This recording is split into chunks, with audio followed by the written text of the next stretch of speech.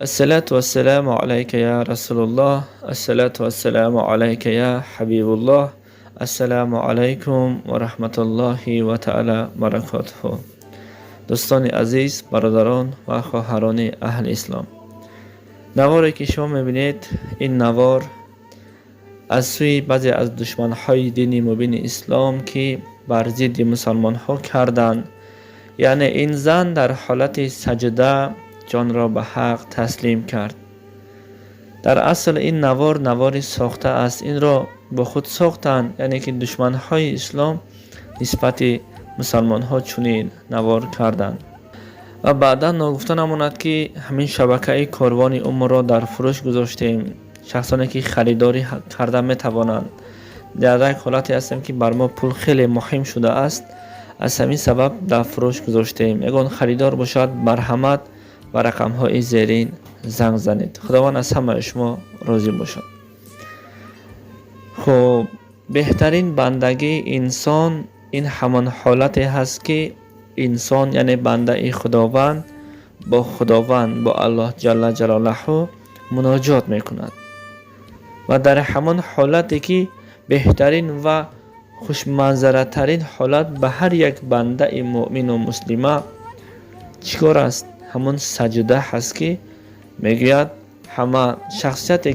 هر شخصیتی که نمازخوان است در حالت سجده قرار میگیرد، گویا با الله تعالی صحبت دارد.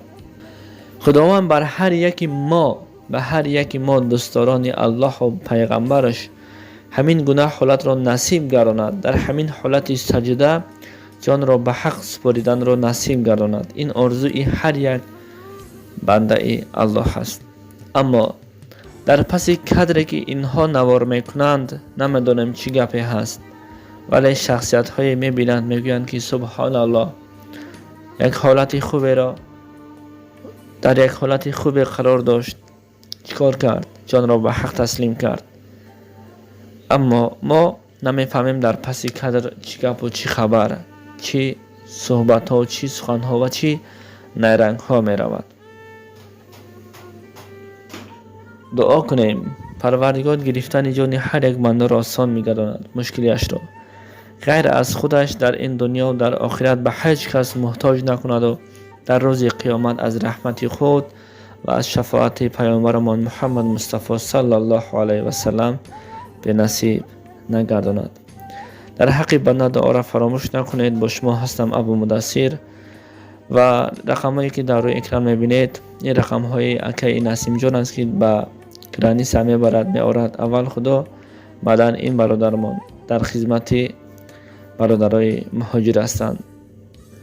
انسانی خوب است، شخصی باورناک است. خب، از نام شبکه کاروان عمر گپ زنید، از نام برادرش ابو مدثر، باز بر شما راه های حلش را نشان میدهد.